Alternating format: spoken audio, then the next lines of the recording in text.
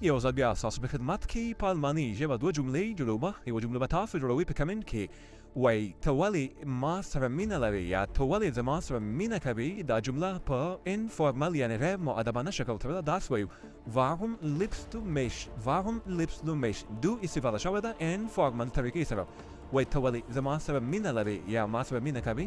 د دې جملې متضاد ته یعنې ضد جمله د ماته وایي ته ولې زما څخه نفرت کوې. په الماني ژبه داسې وایو Warum hassen Sie mich?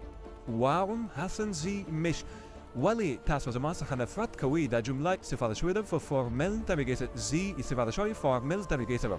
دوستان لاندې دوه جملې تاسو جوړ کړئ. یوه جمله جوړ کړئ وایي ځکه چې ته خوش اخلاقه یا بد اخلاقه یې. یا تاسو جوړ کړئ خوش اخلاقه یا تاسو جوړ کړئ بد اخلاقه یې. ځکه چې ته د تاسو مینه لرم ته خوش اخلاقه یې. تاسو نفرت لرم ته بد اخلاقه یې. یوه جمله جوړ کړئ په کمنټ کې ګورئ چې څوک صحیح لیکي.